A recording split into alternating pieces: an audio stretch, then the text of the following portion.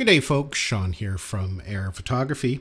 So the DJI Avata 360 has been out for a couple of months now. The hype has died down, and I wanted to offer a few follow-up thoughts after flying it for the last couple of months. In my opinion, the Avata 360 is actually a really big deal, and I think there's 4 specific reasons why that is. Now, the Avata 360 is definitely not for every user. Most people agree that the Avata 360 is more of a niche product. For a lot of people, a more traditional drone such as the Mini 5 Pro, the Air 3S, the Mavic series might be better suited. However, as mentioned, there are 4 specific reasons why I think some people may want to consider the Avata 360, even if it's only as a secondary drone. The first reason why I think it's a big deal and can be very important for some creators is that you can set your field of view later on while doing your editing. On a standard GPS drone, what you have when you capture is what you have. For the most part, the only thing you can do in post is zoom in a little bit, you can crop in. But with the Avata 360, because it's capturing in spherical mode, we're capturing in every direction, we can pull out quite a bit. We can really increase the field of view later on while we're doing our editing. If you take a look at this example here, we're flying over some ice and water. This is the standard view. This is the kind of view you would have on a traditional drone. Looks just fine.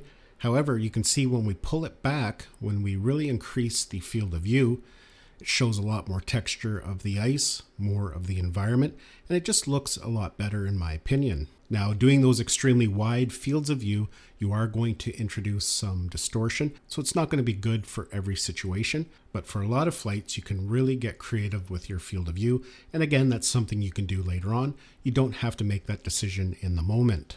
So, first reason why I think the Avata 360 can be a really appealing choice. The second reason why it's a big deal is that you can capture multiple angles with one flight. That allows you not to worry too much about framing. Of course, that's always something you do have to keep in mind a little bit.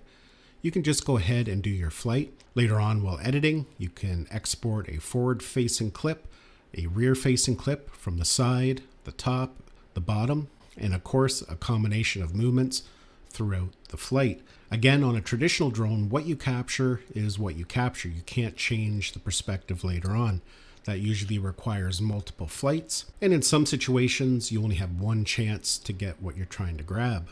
So in my opinion, again, that's another reason why the Avata 360 is a big deal, is that you can export multiple angles from one single flight. The third reason why I think it's a big deal is that you can export multiple aspects, again, from one clip. On traditional drones, whatever aspect you film in, that's what you have. On something like the Mini 5 Pro or Mavic series, of course, you can rotate the camera, change your aspect, but again, that's what you have.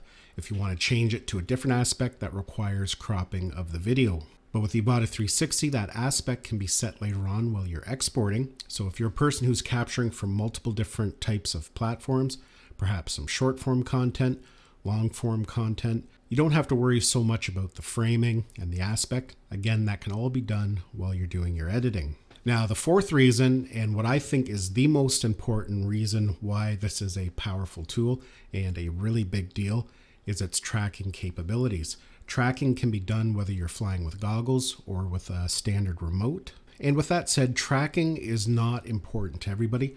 Some people use that tracking feature, other people never use it. But if you're a person who uses your FPV style drone for capturing dynamic footage, a traditional FPV drone can be really difficult to frame your shot. It takes a lot of skill, a lot of practice to get the framing to look good. And even then, sometimes it's hard to keep your subject in frame while you're flying at a high rate of speed. If they go out of frame, the shot could be ruined and you got to start all over again. With the Avata 360, that is not an issue at all because you can just simply lock onto your subject. It's extremely safe because you get a secondary window that pops up in the corner. That's going to show you what you're capturing, what the camera is locked onto, but you still have full view, a normal flight view, which makes it a lot easier to plan your flight and make sure you're not going to run into any obstacles. And you don't have to worry about whether you're staying locked onto your subject. In fact, some of the shots you can grab with the Avata 360 are almost impossible with a traditional FPV drone because traditional FPV drones aren't really designed to fly backwards. So you can actually get some frontward shots and then rotate into a rear facing shot, which again is something that's easily done on the Avata 360. And it doesn't have to be a subject that you're chasing. You can lock onto any point of interest. You can lock onto a monument, a lighthouse, anything that's of interest. You can just fly around at will and the camera is going to stay locked on. So in my opinion, that is the most important feature of the Avata 360 and why I think it is a big deal. So those are 4 reasons why you may want to consider the Avata 360, but there's also 2 very important reasons why you may want to avoid it. The first reason is that the quality of footage from a 360 camera is never going to be anywhere near as high quality as a traditional drone. So if image quality is of the utmost importance to you when you're capturing, then the Avata 360 is probably not the best choice. Something like the Air 3S or Mavic 4 Pro would be better suited. 360 footage can be a little soft, especially around the edges, and especially if you do go into a wider field of view. So it's not going to be ideal for every situation. The quality is actually quite good. I've been very pleased with it, but that is something to keep in mind. And the second reason why you may want to consider a different type of drone other than a 360 drone is the fact that there's a lot more work when it comes to processing the footage. With a traditional GPS camera drone, when you're done recording, the footage is ready to go on the memory card. You can upload it, you can share it. Of course, you can go in and edit it. With 360 footage, there's a few extra steps before you can do that. Now, DJI has made it fairly easy. They've got some really good tools built into it to really streamline the process and make it easy even for beginners. But there still are those extra steps and it can be a little time consuming.